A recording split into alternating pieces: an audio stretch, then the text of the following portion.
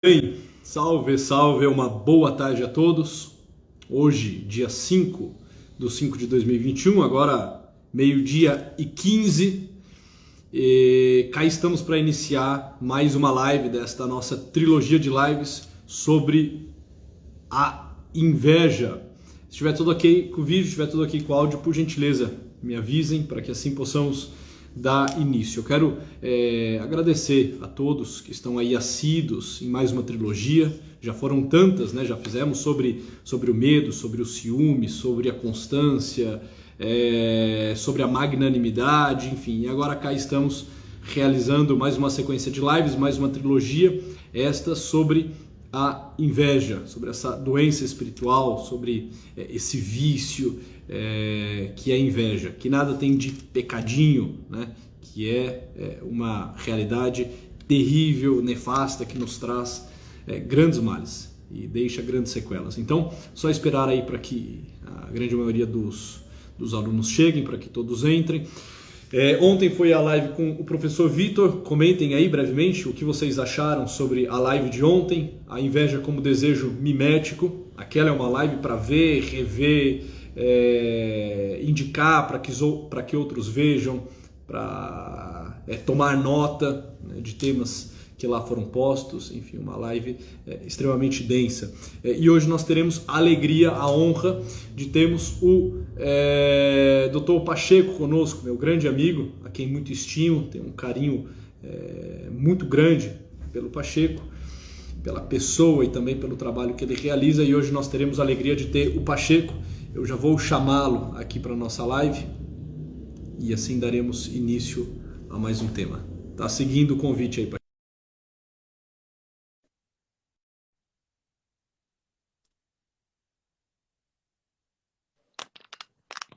Grande Kiko.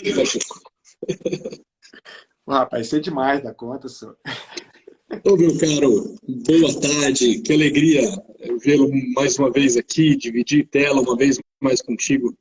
Alegria minha, cara. Você não imagina como é bom. Ótimo. Ó, o teu áudio está chegando a mim um pouco baixo. Sério? Eu não sei Peraí. para o restante. Se para todos tiver ok, eu faço um esforço aqui para lhe ouvir, mas está um pouco baixo. Digam aí no comentário, por gentileza, se está ok o vídeo do áudio do Pacheco. Fale um pouco mais, Pacheco. Melhorou agora? Tá bem baixo para mim, bem baixo. Que estranho. Estranho. Bom, a Gisele está dizendo que para ela o Tá. áudio tá bom, a Regiane também. Ok, não, tudo bem, assim, não, tá audível, sabe? Mas bem ao fundo, bem ao fundo. Talvez seja alguma questão aqui da configuração do celular, sem problema. Beleza. Vambora. Muito bom, muito bom. E aí, vamos bater esse papo então, cara. Vamos? Saudade demais de bater papo, cara. Eu também gosto muito de bater papo contigo. É algo que alegra-me por demais. Lhe ouvir é algo que já me alegra. Quando além de lhe ouvir, eu tenho a honra, a alegria de estar aqui contigo e também poder falar e também poder lhe provocar, isso potencializa. Pacheco, nós estamos aqui numa trilogia, então, sobre inveja. Nós iniciamos ontem, falando um pouco sobre a inveja como desejo mimético, com o professor Vitor, e a ideia é avançarmos no tema, né? Um tema por deveras importante, e depois dessa breve saudação, eu já lhe passo a palavra para que você não nos bote na rota da inveja, para que depois consigamos saber por onde também sair da famigerada inveja. Vai lá, Pacheco, tá contigo, meu amigo. Cara, então vamos lá. Vamos começar com essa coisa. Você já até comentou aí, né? É muito engraçado. Porque você fez um comentário que é interessante, né? Se a gente pensa nos sete vícios capitais, é quase razoável que, em alguma medida, né, você pensando nos outros seis, tirando a inveja de lado, é quase razoável que alguém se orgulhe, em algum momento, de um certo vício, né? Quer dizer, é claro, evidentemente, o se orgulhar aqui com todas as aspas do mundo. Né? O camarada que cai no pecado da ira, né? Não, eu fiz isso porque era por dever de justiça. Né? a preguiça, né? Fazer, pá, pelo amor de Deus, é sabadão, à tarde, deixa eu deitar aqui na rede, eu trabalhei a semana inteira. A gula, né? Não, mas essa comida gostosa que essa mulher fez, não é possível que eu não possa, né? Então, a gente quase, diante dos 7 pecados capitais, né? Os 6, tirando a inveja, a gente quase experimenta um certo orgulho, né? Entre aspas, né? De estar cometendo algum deles. Porém, qualquer pessoa diante da acusação de inveja ou do reconhecimento em si mesmo da inveja, inevitavelmente vai se dar conta de que é ruim. Ninguém se orgulha de ser invejoso. A inveja, ela é, de fato, né, uma experiência, uma queda em nós, que tem a marca da mesquinharia, tem a marca do egoísmo, tem a marca daquela coisa do desconforto. É vergonhoso, né, você descobrir que você sentiu inveja, né? E isso é certamente um fator, digamos assim, um fator positivo, né? Se não fosse o fato de que a gente dificilmente reconhece que a gente tem inveja. Aqui está o grande problema, né? E aí resta justamente a gente saber o que é a inveja, a gente saber identificar. Então, acho que uma coisa importante é justamente a gente dizer como é que eu posso identificar em mim a inveja. E acho que um bom começo, né, de um autodiagnóstico, para um autodiagnóstico, é a gente definir o que é inveja. E eu gosto muito de partir da etimologia das palavras, né? Inveja vem do latim invidia, que por sua vez é formado por, né, o prefixo in e o verbo video, né? Videre, né? Que significa, na verdade, né, video é ver, né? E o in aqui, né, quer dizer, causa um certo estranhamento, né? Porque pô, o in todo mundo pensa, é in, né? Ver dentro, alguém poderia pensar assim, né? Mas o in aqui, ele tem o mesmo significado, por exemplo, de infeliz, né? Quer dizer, é uma negação do que vem em seguida, né?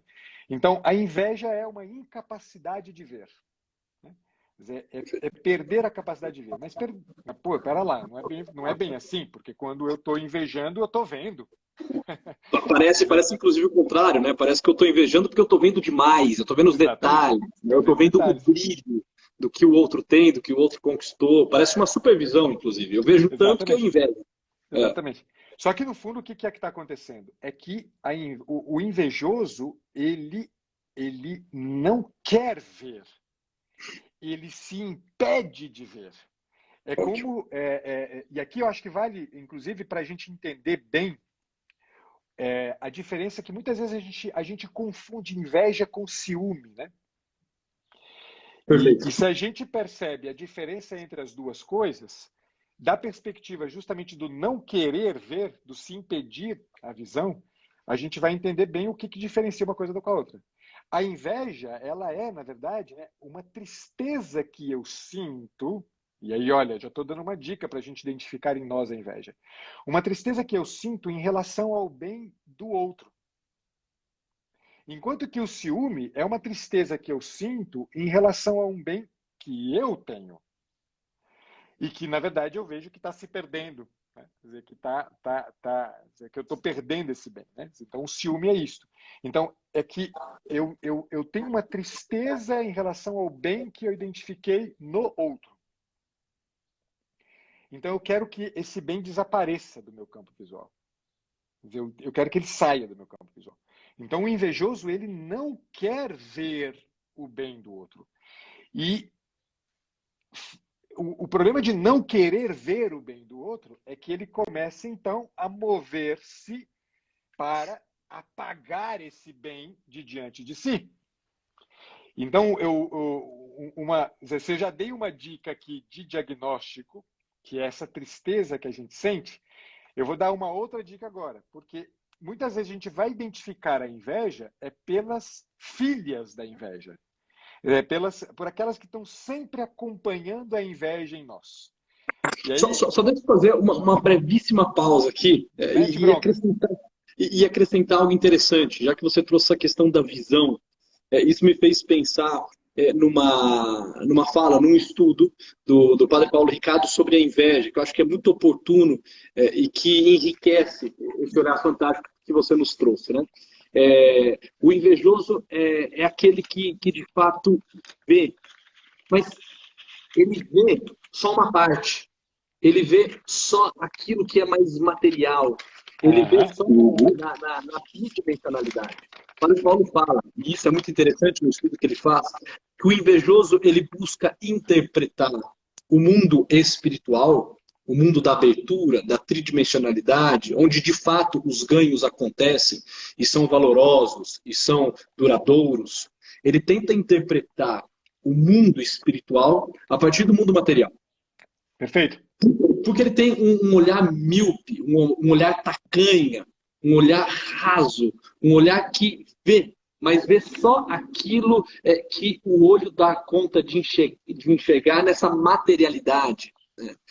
E quando ele faz isso, ele chega a conclusões que são perturbadoras. Porque imagine, Pacheco, no mundo material, e todos nós conseguimos compreender isso, no mundo material, quando eu lhe dou algo, eu pego algo. Quando você conquista algo, possivelmente isto, ao ser conquistado por ti, não pode ser conquistado por mim. Digamos que tenha uma casa à venda, uma única casa à venda, né, na nossa cidade. E que nós dois estejamos sedentos por uma casa nova. A questão é a seguinte, Pacheco, o primeiro que comprar exclui o outro. Se você Perfeito. compra aquela casa, a casa já não pode mais ser adquirida por mim. Se você casa com aquela mulher, ela já não pode tornar-se a minha mulher.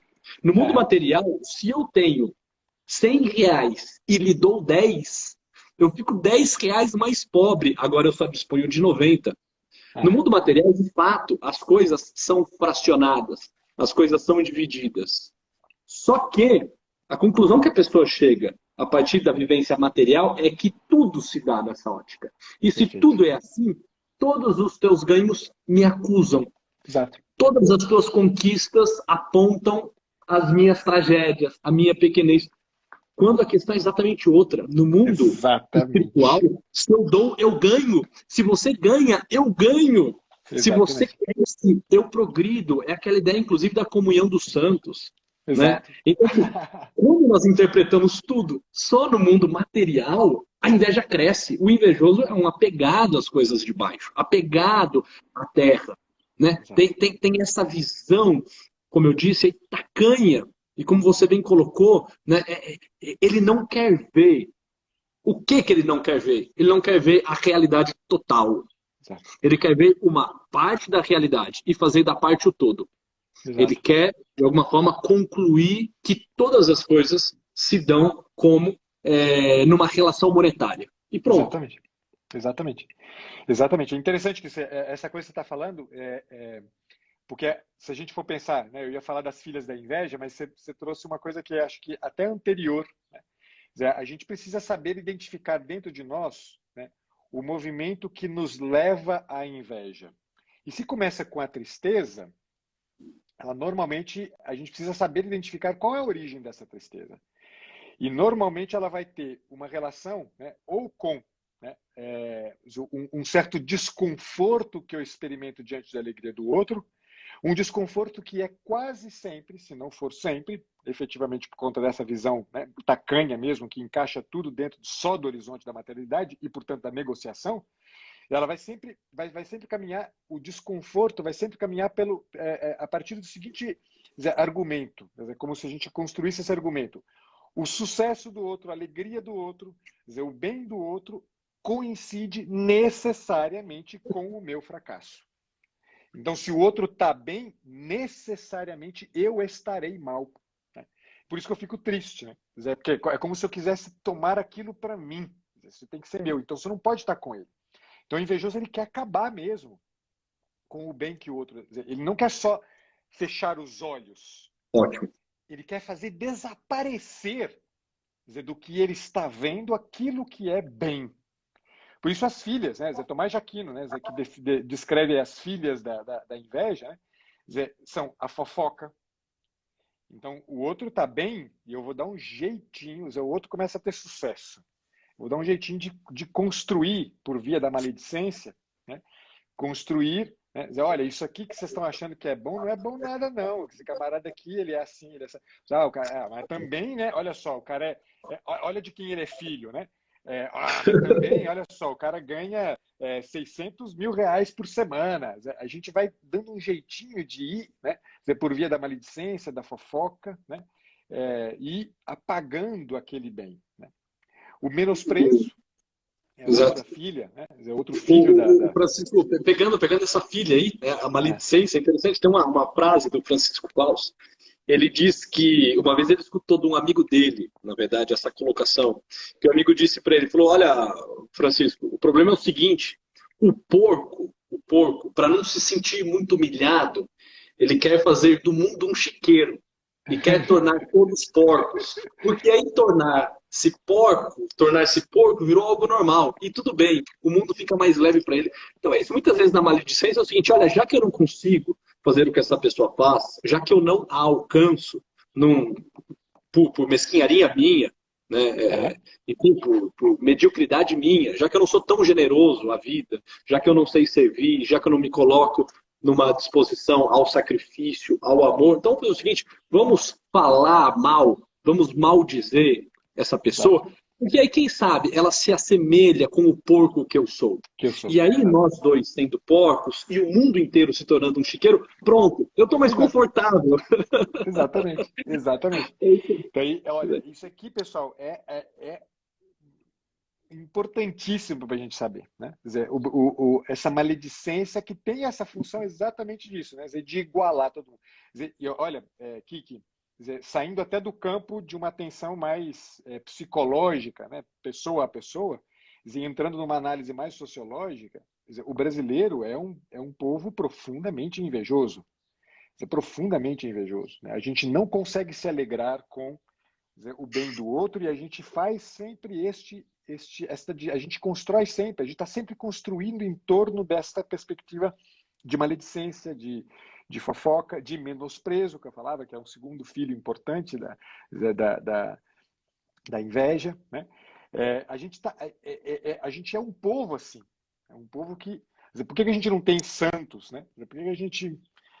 É impressionante, né? Um paísinho aqui menor do que o nosso, pequenininho, ao nosso lado tem mais santo do que nós, que tem uma história maior, inclusive, do que... Né? Enfim, né?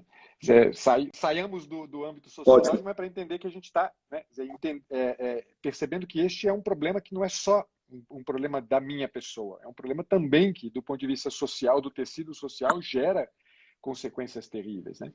Outra filha da inveja, a ironia. Né? A gente começa, bom, já que, né, eu não consigo acabar com o bem, vamos ironizar esse negócio aqui, né? Vamos rir desse negócio, mas de um jeito, né, ruim. Né? A gente vai mostrando o problema da mesquinharia. Né? A gente vai mostrando a coisa a partir de uma ótica. Então a gente faz isso, por exemplo, com os nossos personagens históricos. Né? Como a gente fala, por exemplo, né, do Dom João VI, né? Como a gente fala da Dona Maria Louca, né? Como a gente fala dos portugueses. Né? A gente faz isso sociologicamente falando, mas a gente faz isso ali, no pequenininho das nossas relações. Né? Sim. Quarta filha, né? Um certo prazer com a desgraça. Né? Então a gente adora, a gente adora alimentar aquela coisa que quando está tudo indo mal, a gente vai lá e joga fogos de artifício, né? Em especial com aquele, né, ou aquela a quem a gente inveja. Né? Então a gente dá um jeitinho de pegar ali a desgraça e soltar fogos, iluminar com vários holofotes, né? Tem um prazer na desgraça. A outra coisa é a lamentação. Né? Da outra filha, né, da inveja. A gente fica ali se lamentando. Né? Vitimismo é, né, irmão gêmeo da lamentação. Né? Né? Eu não tenho a chance que ele tem. Poxa, o Kiki, né? É um cara, imagina, né? Olha, ele tem olhos azuis, né? É um cara bonitão, bem apessoado. Caramba, o cara é político. Aí fica ali se lamentando, pô, é pobre de mim, né? Eu nunca vou ter essa chance, nunca vou ter essa chance, né? E, finalmente, uma outra filha, né? Um outro filho da inveja, que é o ódio.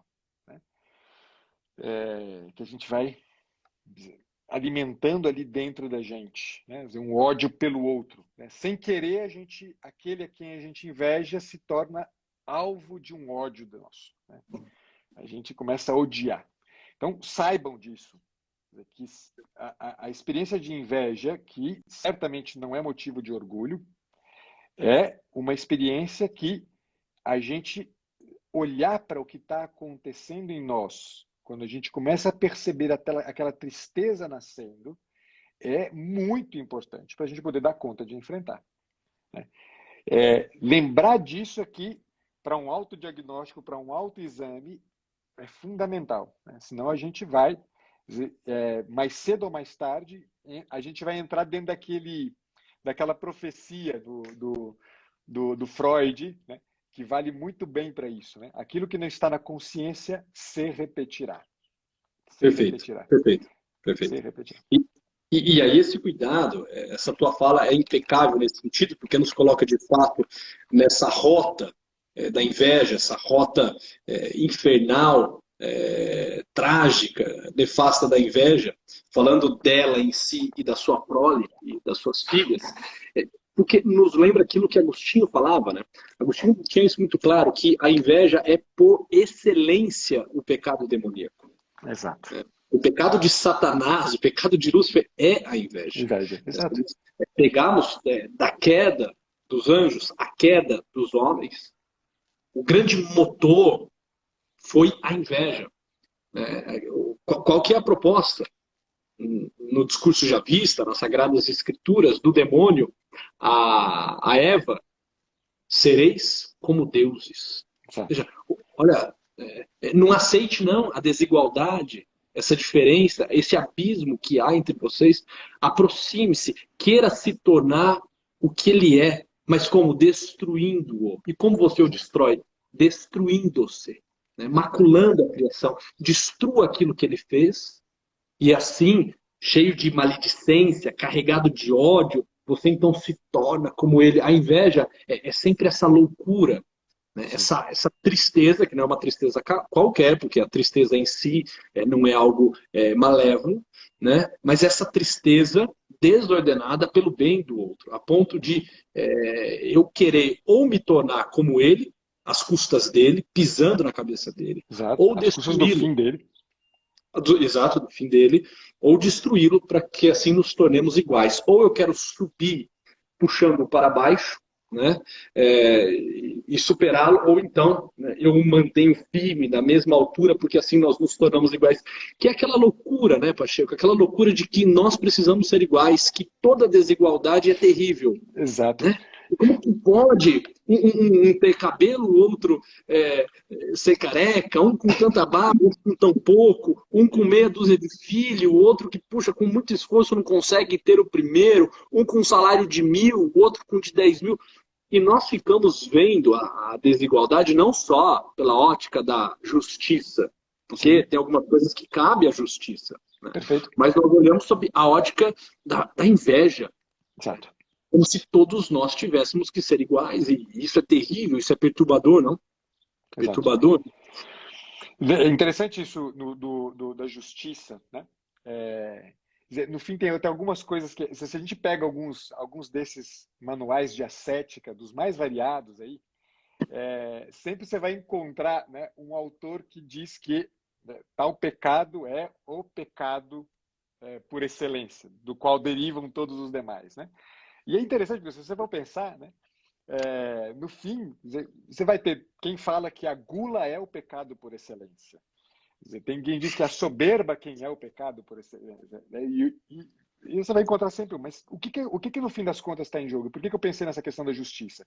É porque no fim, qualquer um dos pecados capitais, eles são a cabeça de todos os demais. E, sobretudo porque, em larga medida, é claro que eu não quero aqui resumir a coisa a isto, né? Mas qualquer um deles, de alguma maneira, fere não só a justiça, mas a justiça, quando ela é ferida, e a justiça é entendida de fato na perspectiva correta, qual seja, tratar os iguais como iguais, os desiguais como desiguais, né? Quer dizer, requer o que da gente? Requer uma clareza de compreensão da hierarquia das coisas. Quer dizer, se você não tem uma clareza de compreensão da hierarquia das coisas, você perde o senso de limite. Olha a gula. Se você não tem uma clareza de compreensão da hierarquia das coisas, o que acontece? Você passa a encarar a realidade a partir do detalhe e não do todo. Olha a luxúria. Se você não tem uma clareza da hierarquia das coisas, você vai querer ser como Deus. Olha a soberba. Se você não tem uma clareza disso, você vai ser preguiçoso, porque você não vai se ocupar daquilo que é o dever. Aí você vai fazer 1.200 coisas e vai terminar o dia e falar assim, não, olha só, eu fiz um monte de coisa, não sou preguiçoso não, mas você não se ocupou daquilo que você devia. Não, cara, isso é preguiça. E assim a gente vai. E o problema da inveja é a mesma coisa, porque se eu identifico hierarquicamente o que tem valor no outro, eu não vou ficar preso nessa negociação material a que você se referia no início. E aí eu posso, ao invés de invejar, amar. Eu posso, ao invés de invejar, imitar. Eu posso, ao invés de invejar, começar a me esforçar no sentido justamente de vencer em mim mesmo a maledicência, a fofoca, o ódio, a lamentação, etc. Eu começo a cuidar. Porque eu sei, porra, é alto aquilo ali. Eu não posso nunca, de fato, eu não vou conseguir ser, né, bonito como o fulano de tal. Eu não vou conseguir ser rico como o fulano de tal. Porra, não vai ser assim, ó. Né? Não vai ser um estalar de dedos. Tem um trabalho a ser feito. Um trabalho a ser feito que exige de mim, fundamentalmente, ver. E não fechar os olhos. Ver. Né? De alguma maneira, eu já começo a dar aqui algumas dicas de como que a gente sai desse problema, né? Perfeito. Que aqui está um caminho de solução, né? De enfrentamento da inveja em nós, né? Que precisa ser também, né, explicitado, né? O mais rapidamente possível para que a gente não seja vítima desse negócio, né? Sim, perfeitamente. Perfeito. E é interessante, às vezes a gente se pergunta, né, invejoso eu, né? E assim, é uma atividade muito rápida para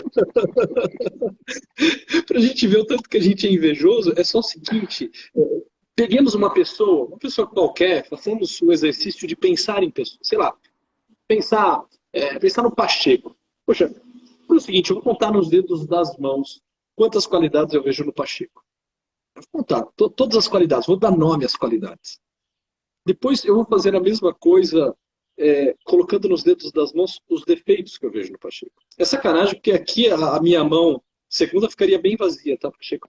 Mas assim, quando a gente... Não, porque eu tenho um carinho muito grande por você, porque de fato você é um homem de grande estatura. Mas se a gente fizesse isso para com o nosso irmão, pensando na nossa tia, pensando no nosso vizinho, né, pensando no colega de trabalho, nós veríamos o seguinte: com muita dificuldade nós encheríamos a primeira mão de qualidades. Pensaríamos em umas 2, 3, talvez, qualidades. Agora, nos defeitos, faltaria nos dedos. A gente ficaria fazendo recontagem de dedos. A gente começaria, acabaria e recomeçaria os dedos das mãos. Falaria de tudo, da vida pessoal, profissional, familiar, financeira, da visão política. A gente começa a encontrar os defeitos nas pessoas com uma facilidade, com uma agilidade, com uma celeridade absurda. E o que é isso? Isso já é um baita de um diagnóstico, um exame de consciência que me leva à seguinte conclusão: eu sou um invejoso. Não é bem possível que eu seja, eu sou um invejoso. Porque o invejoso, ele vai ver isso. O contrário do invejoso é aquele que vive exatamente isso que você está dizendo aí, que já nos coloca numa rota contrária à inveja. Ele começa a ver o bem, ele começa a ver o belo, ele se alegra pelas conquistas do outro, ele está muito mais preocupado em enxergar o que o outro tem de bom do que ficar procurando defeitos. Essa é a pessoa, esse é o ser humano que consegue se deslocar um pouco desse vício diabólico da inveja e viver uma atitude de caridade, de gratidão, de louvor. Né? Mas é só botarmos nos dedos das mãos. Eu posso pensar aqui em alguma pessoa e, de fato, eu vou ver como que eu sou invejoso, como nós temos facilidade de ver o defeito, de ver o pecado, de ver a mazela, e quão difícil é para nós enxergarmos as coisas grandes, o esforço, o sacrifício, a doação, sabe o serviço daquela pessoa. A gente não sabe nem dar palavras, não dá nomes para isso tudo, Exatamente. muitas vezes. Faltam-nos palavras. Né? Exatamente. Então, povo, Fala. é urgente que a gente faça esse diagnóstico, né? É urgente de verdade. E por isso que eu dizia lá no início, que é fácil a gente se orgulhar dos demais e não se orgulhar da inveja. E eu dizia, isso é uma faca de dois gumes. Porque ao mesmo tempo que pode facilitar muito a gente, né, reconhecer isto que o Kiki acabou de falar, ao mesmo tempo leva a gente a falar assim, não, mas eu não sou invejoso. Agora, com essa provocação que o Kiki fez, eu até sou capaz de sentar aqui agora e fazer uma lista bem maior de qualidades do que de defeitos. Né? Eu não sou invejoso, imagina, eu não sou invejoso. Mas só que, caramba, prestemos atenção. Né? É fato que a gente se lamúria, a gente se lamenta, né? É fácil que a gente sinta ódio pelas pessoas que a gente... É fácil. Agora, como que a gente sai disso? Né? Eu vou dar 6 dicas aqui. Não sei se eu vou Ótimo. conseguir falar das 6, Bora. mas eu acho que podem ser interessantes. Eu já vi, inclusive, né, que o pessoal comentou que ontem o Vitor comentou da admiração, né, como um remédio interessante. Mas eu vou dizer, antes da admiração até, é preciso um passo primeiro, e que é um remédio fundamental. Na verdade, é um remédio fundamental para qualquer tipo de vício nosso, que é confessar. Caramba, eu sou um bosta de um invejoso. Eu preciso confessar. Isso aqui, pessoal, para qualquer um dos vícios, né? Para qualquer tipo de limite nosso, qualquer obstáculo que a gente interponha ao nosso crescimento, ao nosso amadurecimento. Quer dizer, reconhecer, confessar que, porra, é verdade, eu estou colocando uma pedra aqui nesse caminho do meu crescimento, do meu amadurecimento. É o caminho, é o primeiro de todos os remédios, né, para a inveja. O Kevin Walsh diz que, na verdade, o confessar é um tiro certeiro na inveja. Puff, você acerta, já deixa a inveja meio abalada. Ela já vai ficar caída no chão. Né? Confesse que você é um invejoso. O segundo é muito interessante. Na verdade, eu tirei isso aqui do Kevin Walsh. Eu vi que alguém comentou aí, né, o Kevin Walsh. Ótimo. Ele retoma a escada do João Clímaco. E ele, olha, tem 6 etapas que são interessantes, que ele resume em 3, e que eu acho que é um resumo muito bem feito, né? E que são uma ajuda para a gente perceber em nós não só o movimento da inveja, como, sobretudo, a saída disso aqui. Né? Os 6 degraus do João Clímaco, né, são o primeiro de todos, né, reconhecer que alguma coisa me provoca. Então eu vejo o bem no outro e ele me provoca. Quer dizer, provoca em mim alguma coisa. Então, logo eu percebo a provocação, vem uma etapa que se divide em 5 momentos, né? Em 4 momentos, desculpa, dizer, que são muito importantes, que é uma tarefa nossa, que a gente poderia resumir isso aqui, na verdade, no quê? Numa reflexão, num parar diante disso aqui. Né? Quer dizer, eu percebi a provocação, agora eu paro diante disso aqui. Eu preciso parar diante daquilo que me causou algum tipo de mal-estar, de tristeza. E ele diz, né? A gente precisa considerar o que aconteceu ali. A gente precisa, depois de considerar, ele diz que é assentar dentro da gente, deixa a poeira baixada, deixa eu olhar direito para a coisa assentada. Em seguida, eu preciso atrelar, né? Eu preciso perceber o quanto isto aqui está ligado a mim. Quer dizer, não é um troço que não me pertence. Não, isso está atrelado a mim. E, finalmente, justamente o que ele diz que é lutar. Né? Eu começar a lutar com relação, né, com tudo isso que apareceu. Mas essa luta, ela pode ser uma luta positiva ou uma luta negativa. Quer dizer, o sexto e último passo vai ser positivo ou negativo justamente em função de a reflexão ter levado, né, ao ponto adequado de luta. Que o sexto degrau, né, é justamente eu me deparar com a paixão e decidir o que eu vou fazer. Ótimo. Sentir a inveja. Tá. O problema não é sentir a inveja, o problema é consentir na inveja. Dizer, se eu consinto nela e eu começo a deixar aquilo virar fofoca, lamentação, ódio, parará, pronto, aí já estrago com tudo. Dizer, então, a luta que está lá né, na fase intermediária, composta dessas 4 etapas curtas, dizer, a luta tem que ser contra o consentimento. Porque neste momento eu já senti a inveja. Me provocou o bem do outro, me provocou. Tudo aquilo aconteceu, considerei, atrelei, deixei assentar, lutei para manter ou lutei para arrancar. Né? Ótimo. Então, a segunda dica para a gente poder vencer a inveja é estar atento a si mesmo, se observar. Eu sou invejoso mesmo. Mas como é que eu posso lidar com isso aqui? Então, perceba. Vai ter um momento que você vai sentir inveja. Nego, tem problema não. Sentir não tem problema. Agora, não consinta na porcaria da inveja. Não deixa ela crescer e gerar frutos, que são todos aqueles 6 frutos que a gente falou antes. Né? Então, segunda estratégia. Terceira estratégia. Parece boba, mas é muito funcional. É rezar por aquelas pessoas por quem a gente sente inveja. Reza por elas. Pô, mas isso aqui não é coisa que um psicólogo falaria, né? Por quê? Quer dizer, quando eu rezo pelo outro, na verdade, eu estou introduzindo uma coisa muito importante na relação. Quer dizer, na verdade, eu estou introduzindo uma coisa muito importante na relação e estou introduzindo, na compreensão que eu tenho de mim mesmo, algo muito importante. Introduzo na relação o fato de que, pera lá, né? Isso que é bem pode não permanecer.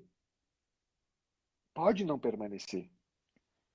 Pode não permanecer porque eu, invejoso, queira destruir. Pode não permanecer porque o fulano, invejoso, queira destruir. Pode não permanecer porque a vida é de fato assim. Hoje eu estou rico, amanhã eu estou pobre. Né? Mas se eu reconheço que é um bem, eu vou reconhecer que, na verdade, tem algo daquilo que o Kiki falava lá no início.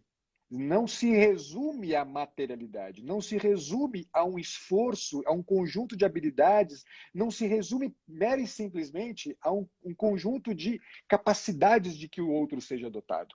Há algo também de graça nisto. Quer dizer, é bem com B maiúsculo, e, portanto, não é fruto necessariamente só de um esforço meu. É bem da graça, é graça quem fez. Né? Então, quem deu, preserve. Aquele que começou a boa obra em vós, que a leve a bom termo. Né? São Paulo diz, a levará a bom termo. Então, rezar pelo outro é dizer, Senhor, leva a bom termo isso aqui, porque isso é bonito. O mundo precisa ver isso. E introduz algo de bom em mim, por quê? Porque me ajuda a reconhecer que também eu sou mendigo. Também eu sou necessitado dos bens da graça. Também eu, né, não dou conta sozinho. Também eu sou limitado, também eu vou. Então, muda o nosso jeito de estar vendo a realidade. Reza mesmo. Ah, mas eu não sou religioso. Então, pelo menos reconheça, cara. Reconheça que aquilo ali não é resultado só nem da sorte e nem só dos esforços da capacidade do outro. Quer dizer, tem algo ali que é graça. É providencial. É um soco, isso é um soco na cara da inveja. É um soco na cara. Tipo, olha, este bem que eu estou vendo e que, no primeiro momento, está me causando uma tristeza porque eu queria tê-lo, uma tristeza porque, de fato, eu invejo. Olha, Deus, que este bem assim, se multiplique na vida do outro. Que ele receba muitos outros bens, que este bem seja para a salvação eterna dele. Olha isso, eu boto o outro lá em cima, em vez de abaixá-lo, de puxá-lo para baixo, de afogá-lo, de matá-lo com a minha maledicência, né, com o meu ódio, eu boto lá em cima, ou seja, olha, ele está prosperando, que essa prosperidade financeira se torne também em prosperidade da alma, que além de dinheiro no bolso, ele tenha o céu. A inveja vai embora, ela foge, como o diabo da cruz, na hora. Na hora, impressionante. Fantástico esse passo, Pacheco. Bora. Quarto, é cultivar na gente as virtudes que não suportam a inveja. Se a gente começa a cultivar, se a gente começa a trabalhar, né?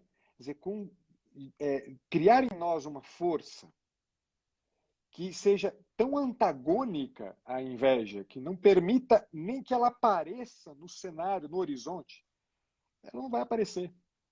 E tem pelo menos 3 virtudes que são muito opostas à inveja. Primeira, gentileza. Quer dizer, essa coisa de ter uma certa consideração cordial pelo outro, sabe? Dizer, um coração aberto, afetuosamente aberto ao outro. Não cabe inveja aqui, não cabe. Né? Isso é mesmo um treino. Virtudes são resultado de treino, de fazer sempre. Né? Gentileza. Segunda, humildade. Porra, a humildade, né? Ela está, inclusive, aí, ela é uma das que ajuda todas as demais. Né? Em especial a soberba, né? O rabo comprido da soberba que a gente carrega. Mas a humildade, ela coloca a gente no chão. Ela faz a gente perceber, né, que a gente... Humildade vem de humus, né? A gente já falou, fizemos uma live uma vez sobre isso. Né? Ela coloca a gente no mesmo chão. Né? Quer dizer, eu começo a perceber o lugar adequado das coisas. Né? Eu estou aqui embaixo. O que está aqui em cima? O bem está ainda mais acima. A verdade, né, está ainda mais acima. Eu me coloco no lugar certo. Não dá para me invejar mais. Eu não consigo mais invejar. Né? Eu simplesmente olho para as coisas e porra, que legal, caralho. Esse cara, aqui está um negócio mais interessante do que eu. Terceira virtude que é oposta à inveja é a caridade. Né? Que é, na verdade, a mãe de todas as virtudes, a gente pode dizer. Né? Que essa... Que caridade não é só amar o Kiki, mas é amar o Kiki porque eu amo a Deus. Porra, não posso não olhar para o Kiki e não ver nesse jeito benevolente, gratuito do Kiki, um vestígio daquele que eu amo mais. E por isso eu fico putamente amigo do Kiki. Porra, eu queria que esse cara estivesse morando aqui do meu lado. Entendeu? A caridade é isso. Né? A caridade faz a gente olhar para tudo in conspectu Dei, né? Da forma como Deus vê as coisas. Quinta, vou tentar ser rápido, você chegou a comentar, né?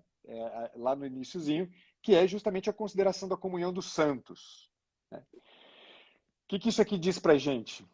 Diz para a gente uma coisa muito bacana. Né? A gente tem a igreja triunfante, os santos, aqueles que estão lá, né? No coro das divindades, né? Ao redor de Deus. Você tem a igreja militante, que somos eu, você, né? A gente está militando na vida, e tem a igreja padecente, que são as almas que estão no purgatório. Né? A gente acredita na comunhão dos santos. Ah, mas eu não acredito, Pacheco, então deixa esse negócio para lá. Tá, vamos deixar de lado aqui, por enquanto, suspensão de crença ou de descrença. Mas vamos levar em consideração o seguinte, vamos levar em consideração só a igreja militante. Ou seja, eu, você, né, os que estamos aqui. Essa turma toda que todo dia a gente vê aí nas redes sociais. Né? E que a gente considera como gente de bem.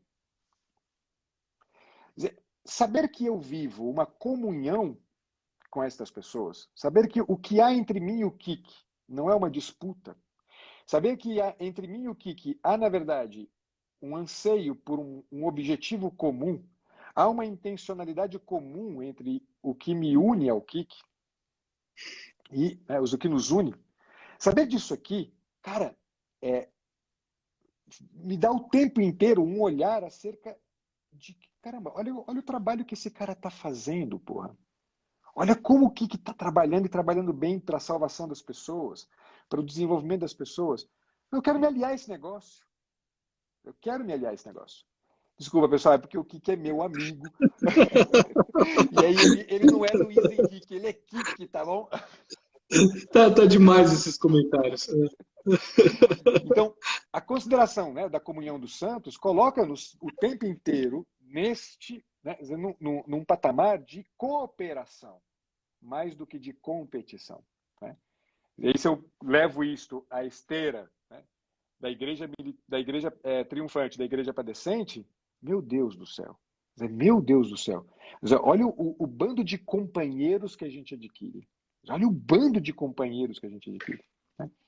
Fantástico. Podemos tirar de lado esses dois extremos aqui e ficar só na igreja militante. Porra, que baita companheiro que eu tenho, né? Que baita amigo que eu tenho no Kik. E última de todas. Só aqui um brevíssimo parênteses. Isso lembra muito, saindo só da questão mais mística, mais teológica, entrando numa questão assim mais baixa, certamente mais baixa. O Stephen Covey vai falar do princípio do ganha-ganha. É curioso quando ele fala isso, né?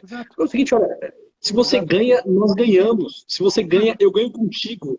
Sei lá, talvez pegando algum exemplo ainda um pouco baixo e simplório para exemplificar isso, é o seguinte, olha, eu posso viver aquele torcicolo moral de ficar olhando para o vizinho e achando sempre a grama dele mais verde e fazer disso um sentimento de inveja que vai crescendo e vai tomando corpo e vira maledicência, e vira ódio, e vira soberba, e vira uma enormidade de coisas. Mas eu posso olhar para a grama do vizinho que está verde, sei lá, e de repente falar, olha, porra, que bom que a grama do meu vizinho é verde. Eu quero que seja mais verde ainda, que o jardim dele seja mais florido ainda. A grama verde dele enriquece todo o nosso condomínio. A grama verde dele valoriza a minha casa, valoriza a nossa rua, traz vida, traz beleza para o nosso bairro. Né? Então, assim, essa é a comunhão dos santos. Tipo, olha, se o Pacheco crescer enquanto pessoa, crescer enquanto filho de Deus, crescer em estatura, crescer em graça, eu cresço, porque eu faço parte desse mesmo corpo, porque de alguma forma eu estou unido ao Pacheco. Se o Pacheco crescer na psicologia, e eu quero que cresça e que vire o maior nome da psicologia no Brasil, na América Latina, o maior nome da psicologia, se ele crescer, poxa, eu cresço com ele, porque eu aprendo com ele, porque eu imito ele, porque eu faço parte do mesmo grupo que ele, porque eu sou psicólogo como ele, porque eu uso de uma mesma ferramenta como ele, porque eu posso citá-lo como referência, porque eu posso tê-lo como amigo, que cresça, que vire o maior. Né? Por quê? Porque de alguma forma todos nós ganhamos. E se você for mesquinho com a tua vida, se você enterrar os teus talentos, Pacheco, isso nos empobrece, isso me empobrece. Isso me torna mais miserável do que eu já sou. Então, que cresça. É esse olhar do ganha-ganha, esse olhar dos santos, da comunhão dos santos. Excelente esse quinto passo. Desculpa, pode seguir. Não, exatamente isso. Não, e eu até completo isso aí, porque introduzindo também a mesma ideia da igreja, né, da comunhão dos santos, dentro de um âmbito mais baixo, né, que é a ideia de bem comum, Kiki. Perfeito. A ideia de bem comum. Eu luto com os meus filhos aqui, né? É uma das coisas que eu falo. Gente, a gente vive uma comunidade. Se um de vocês não cumpre aquilo que deve cumprir, alguém vai ter que fazer. E se alguém tiver que fazer, você deixou de pensar no bem de todo mundo. Que cada um pense no bem comum. A sua pequena atitude em vista do bem comum, ela faz todo mundo crescer. Ganha todo mundo. A sua opinião, arruma a tua cama, dá descarga no vaso. Fala com meus filhos, dá descarga no vaso. Ajuda todo mundo. É uma bobagem? É uma bobagem, mas é verdade. Quer dizer, se eu luto para ser bom, todo mundo vai ganhar. Todo mundo vai ganhar. Caralho! E aí se eu fico assim, não, mas o fulano fez isso. Desculpa, faça a tua parte, pronto, tá resolvido, né? Não inveja o que o fulano fez ou deixou de fazer, né? Eu queria não ter feito como ele não fez. Só que você está se trepando com todo mundo. Perfeito. O sexto e último passo é talvez o mais... esse é o ápice da perfeição, digamos assim. Né? A gente precisa aprender a imitar. E eu acho que aqui vale, inclusive, a conversa que vocês devem ter tido. Né? Eu não assisti a live com o Vitor, mas né, já que ele falou do desejo mimético, eu tenho certeza que isso entrou aqui. É imitar. Mas não imitar qualquer um. A gente precisa imitar aquele que é efetivamente o exemplo mais bem acabado do que é uma pessoa humana. Vai me desculpar, mas na história do gênero humano, não há exemplo mais bem acabado do que o exemplo do próprio Cristo. Quer dizer, imitar Cristo é certamente um caminho de... Aqui a gente pisa a inveja, esmaga a cabeça dela e acabou, não tem mais lugar para ela. Né? A imitação de Cristo é certamente um caminho muito importante.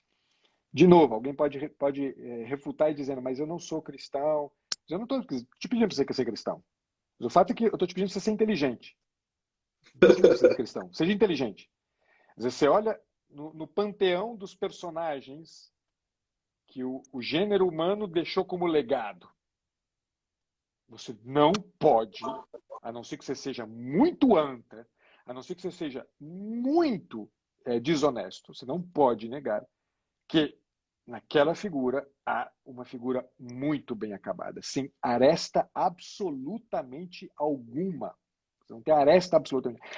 Mas aí você está me pedindo para ser um perfeito. Estou te pedindo para você ser perfeito. Na verdade, quem está te pedindo para ser perfeito não sou eu. É ele mesmo. Sede perfeitos como o vosso Pai do céu é perfeito. Quer dizer, a gente nasceu para ser assim. A gente nasceu para ser... A gente foi feito perfeito. Né? O completo da nossa fatura, né? Não é outra. É ser aquilo ali. É ser aquela figura ali. E não menos do que aquela figura ali.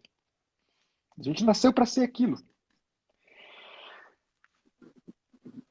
O que eu posso fazer? Eu não vou ficar dizendo assim, imita o Kiki, vai? O Kiki amanhã pode fazer uma cagada. Imita o Pacheco. Amanhã você pode me ver. Outro dia eu fiz eu rodei a baiana dentro da igreja ali. Vai imitar o Pacheco, você vê. Vai rodar a baiana dentro da igreja. Eu rodei a baiana porque uma mulher ficou me enchendo o saco porque eu sentei com a minha família no mesmo banco, né? Me encheram o saco.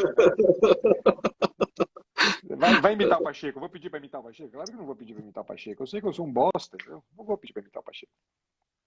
Imita a figura que dá certo para imitar, né? Ótimo.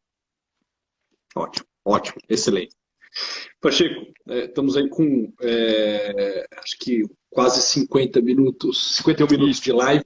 Eu acho que tá assim, mais do que excelente. Agora a gente precisa ruminar, digerir isso tudo. Deixar até como sugestão, frente a esse último passo que você nos deu, o livro Imitação de Cristo, que é um dos maiores livros da história da humanidade, ao lado das Sagradas Escrituras, um grandiosíssimo livro. Então, deixar como indicação o livro Imitação de Cristo. Pacheco, de verdade, sem mais delongas, muitíssimo obrigado pela tua disponibilidade. Eu sei que você pegou um horário aí precioso, um horário riquíssimo, que é o horário do almoço, e quem tem criança, quem tem filho pequeno, o horário do almoço é um pega para catar, é dar almoço para um, tira o prato da mesa, leva na pia, vai dando para outro, se suja, lava a mão, põe para dormir. Então, assim, obrigado por abrir essa janela, abrir esse espaço nesse momento que eu sei que é um momento de família, um momento precioso. Obrigado pela tua generosidade, é bom estar aqui contigo, espero muito em breve lhe ver e, se possível, pessoalmente, em algum evento, em algum congresso, que quer que seja, poder lhe dar um forte abraço, tenho um carinho muito grande por você, deixa um abraço a toda a tua família e, meu caro, prossiga com o teu trabalho, precisamos disso. Até a próxima. Obrigado, Kiki, obrigado pelo convite, cara. E sempre que você convidar, saiba que eu vou aceitar. Ótimo, ótimo. Obrigado, meu amigo, um forte abraço, viu? Uma boa tarde para você, bom trabalho. Você também, Um abraço a todos em casa. Eu mando sim, pode deixar, farei isso. Tchau, tchau. Até mais. Printem essa tela, printem essa live, botem lá nos comentários. Olha lá o joião aí do Pacheco, printem aí e marquem a mim, marquem o Pacheco para que mais pessoas possam ter acesso a esse conteúdo. Forte abraço, até mais. Tchau, tchau.